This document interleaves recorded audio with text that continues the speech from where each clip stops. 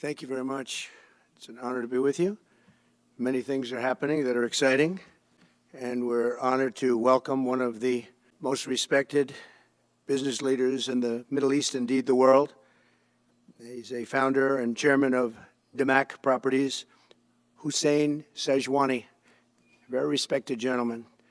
Investing in our country. The investment will support massive new data centers across the Midwest, the Sun Belt area, and also to keep America on the cutting edge of technology and artificial intelligence. The first phase of the project will be in Texas, Arizona, Oklahoma, Louisiana, Ohio, Illinois, Michigan, and Indiana, those places. And Hussein, I'd love you to come up and say a few words. Thank you very much. Thank you. Thank you, Mr. President. It's been amazing news for me and my family when he was elected in November. We've been waiting 4 years to increase our investments in U.S. to a very large amount of money. We are a company operating in more than 20 countries around the world. We have delivered more than 45,000 luxury units and another 45,000 in the pipeline. In data center, we are in 10 countries around the world, in Asia, Europe, and Middle East. And we're very, very excited now with his leadership and his open strategy and policy to encourage businesses to come to U.S. At the moment, we're planning $20 billion in data center, catering for the AI and cloud business for the hyperscalers. Fantastic. Thank you, Mr. President. President Biden's actions yesterday on offshore drilling, banning offshore drilling, will not stand. I will reverse it immediately. It'll be done immediately. And we will drill, baby, drill. We're going to be drilling in a lot of other locations, and the energy costs are going to come way down.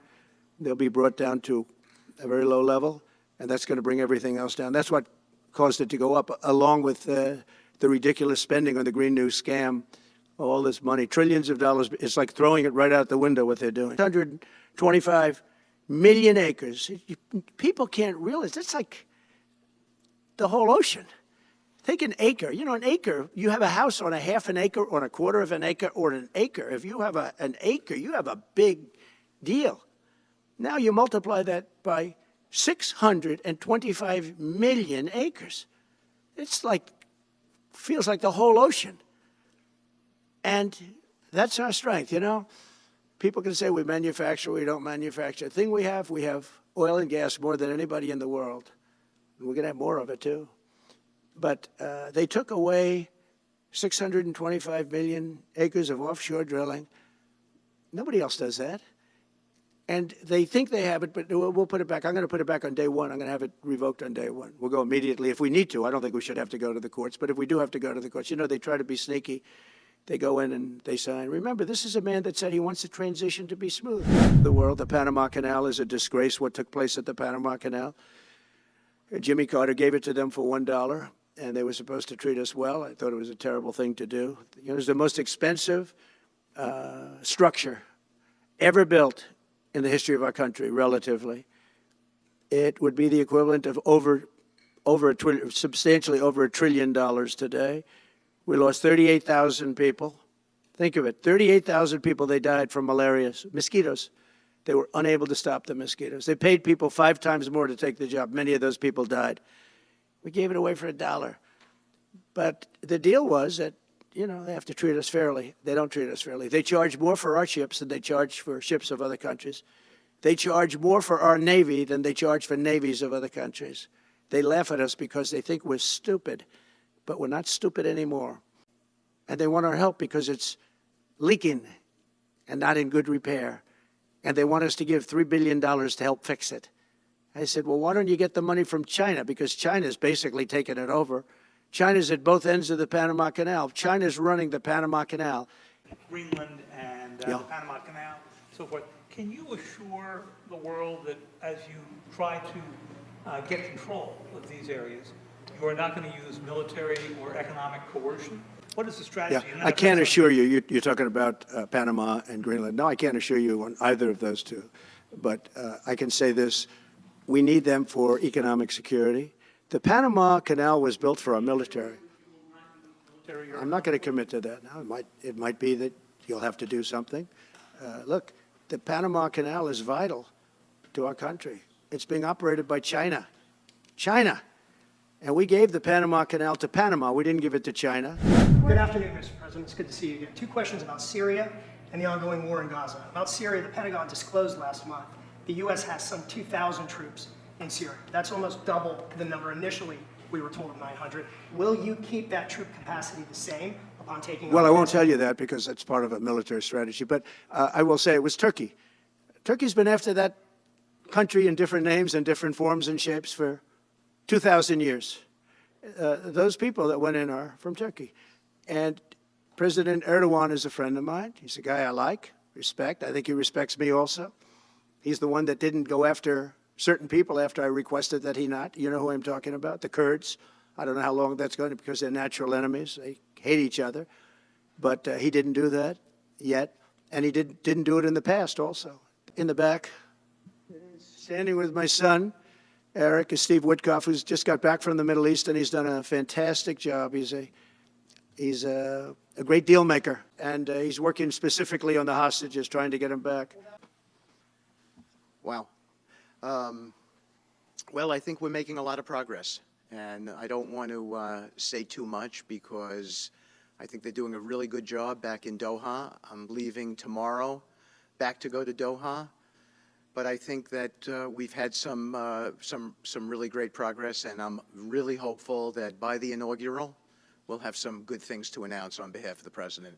If those hostages aren't back, I don't want to hurt your negotiation. If they're not back by the time I get into office, all hell will break out in the Middle East. And it will not be good for Hamas, and it will not be good, frankly, for anyone. All hell will break out. Two questions related to each other.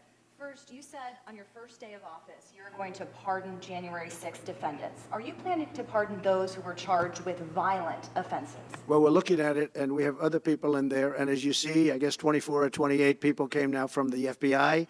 That came out very quietly. Nobody reported it, but they had people in some form related to the FBI. They had 4 or 5 people that were strongly related to the FBI. We have to find out about that. We have to find out about Hezbollah. We have to find out about who exactly was in that whole thing, because people that did some bad things were not prosecuted. You know, I see it all the time, and you see it too. People that were doing some bad things weren't prosecuted, and people that didn't even walk into the building are in jail right now. So we'll be looking at the whole thing, but I'll be making major pardons. Yes, please. More than 140 police officers were injured by rioters on January 6th. Will you pardon anyone who attacked a police officer? Well, you know, the only one that was killed was a beautiful young lady named Ashley Babbitt. She was killed, and there was actually somebody else that was killed, also a MAGA person, but people don't give it 100% credibility. I'm going to find out about it, and we're going to find out. But Ashley Babbitt was killed. She was shot. Should have never been shot. She was shot for no reason whatsoever. You know, there was never charges of insurrection or anything like that. But if there were, this would be the only insurrection in history where people went in as insurrectionists with not one gun. If we were to work under the assumption that you're serious about making Canada the 51st state of the United States, the leader of the Conservative Party in Canada said, under no circumstance will it ever be the 51st state. Maybe he won't win, but maybe he will. I don't. You had suggested Listen, I don't care what he says. Sir Lopez, you said you were considering military force to acquire Panama and Greenland. Are you also considering military force to annex and acquire Canada? No, economic force, because Canada and the United States, that would really be something. You get rid of that artificially drawn line, and you take a look at what that looks like. And it would also be much better for national security. Don't forget, we basically protect Canada. But here's the problem with Canada. So many friends up there. I love the Canadian people. They're great. But we're spending hundreds of billions a year to protect it. We're spending hundreds of billions a year to take care of Canada. We lose in trade deficits. We're losing massive. We don't need their cars. You know, they make 20% of our cars. We don't need that. I'd rather make them in Detroit. We don't need the cars. We don't need their lumber. We have massive fields of lumber. We don't need their lumber. We have to unrestrict them because stupid people put, you know, restrictions on, but I can do that with an executive order. We don't need anything they have. We don't need their dairy products. We have more than they have. We don't need anything. So why are we losing $200 billion a year and more to protect Canada? And I said that to, as I called him, Governor Trudeau. I said, listen, what would happen if we didn't subsidize you, if we didn't, because we give them a lot of money. We help them. As an example, we're buying icebreakers, and Canada wants to join us in the buying of icebreakers. I said, you know, we don't really want to have a partner in the buying of icebreakers. We don't need a partner. Why are we supporting a country, 200 billion plus a year? Our military is at their disposal. All of these other things, they should be a state. That's why I told Trudeau when he came down, I said, what would happen if we didn't do it? He said Canada would dissolve. Canada wouldn't be able to function if we didn't take their 20% of our car market. You know, again, they send us hundreds of thousands of cars. They make a lot of money with that. They send us a lot of other things that we don't need. We don't need their cars, and we don't need the other products. We don't need their milk.